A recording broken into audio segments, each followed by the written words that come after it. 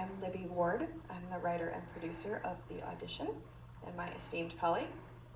I'm Mark Kirkland, the director of The Audition, and I also made a presentation here at the festival about the history of the hand crank movie camera and how cinematographers worked in Hollywood in the early days. That's right. All right, well, let's start with our first question. Usually, it's always the same one. So tell me, what was the spark of inspiration that started this whole project?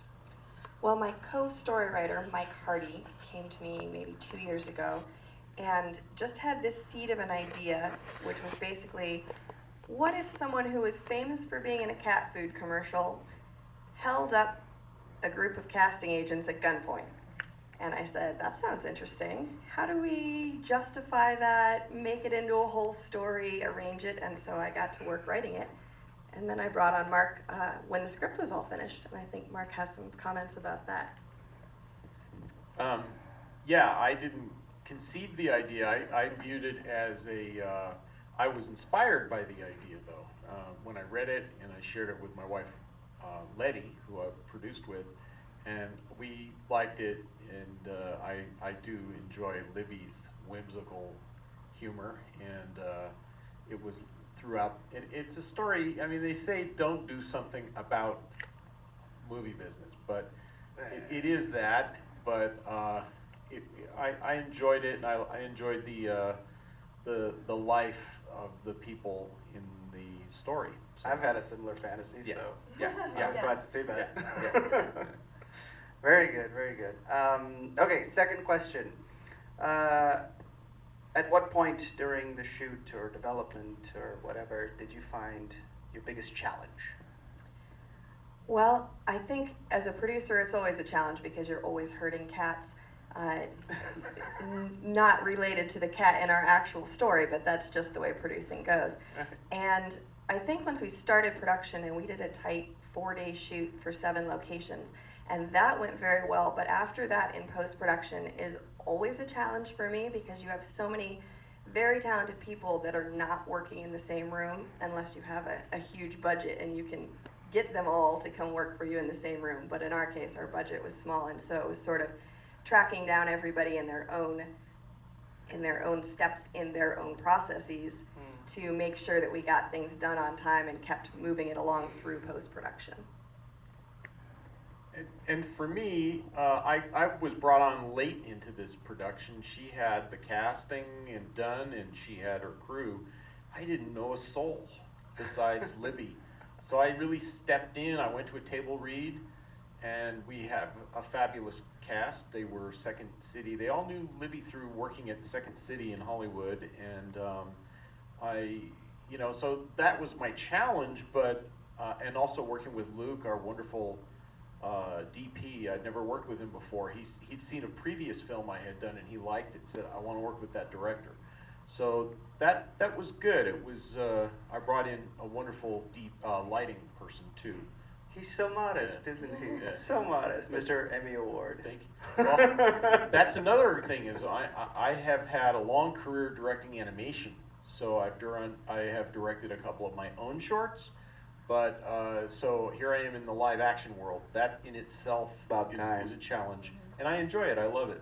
So the challenge turned out to be it was a challenge, but it really went really well, and everyone worked so well. I want to work with them again. Good.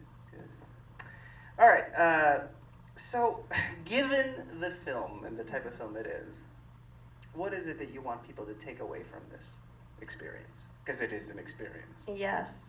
Well, I feel like it's a silver lining film, and one of the messages that I think and hope comes across is that the situation that you're in or that you want to be in, maybe the situation you want to be in so badly that you're going to pull a gun on the people in the room, might not be the perfect situation for you, but the perfect situation for you is out there, so don't give up on it. You just sort of need to find your place in the world. That's a good message.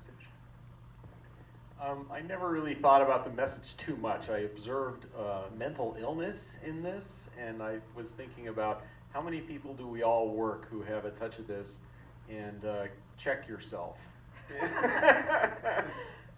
That's a good one too. Yeah, nice, nice. All right, so what do you guys got going on for the future? Any projects? Anything you're thinking about making? Yeah, well, I'm writing a bunch of animation right now, including for Warner Brothers Animation Be Cool Scooby-Doo, which I'm very excited about. I like that. It's a legacy, and Mark actually was an original layout artist at Scooby-Doo at Hanna-Barbera. Oh, yeah. 1 or 2 years older than me.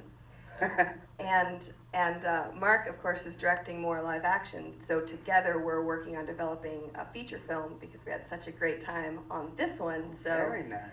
So it'll be a historical fiction, and hopefully won't take too long. But we're starting, and we'll see how fast we can ramp up momentum. I'm finishing I'm working on 2 documentaries, one close to finished and one's a longer one, and so we hope to visit you next year with another film. And, hey, your films are always yeah, welcome. Thank you. And I continue to work in the animation world, and you know, I've been doing this for a long time, but I'm still a student too, so I'm still taking classes and drawing and. Isn't he awesome? That's the so joy. modest. That's the joy. Such a genius of and doing so this. modest. No, that's the joy of always wanting to do something new and learn. So we'll keep on creating, and that's our goal. Well, whatever it is, I'm excited about it. And yes, Mark is certainly modest and wonderful, absolutely wonderful to work with. But I'd also like to shout out to our entire team. If there's one thing I will toot my own horn about, it is that I put together a team of really talented and professional, but also very caring people. And so I felt as many challenges and things that always pop up on any movie production, that everybody had everybody's back every step of the way. So I'm especially proud of my excellent team. Beautiful.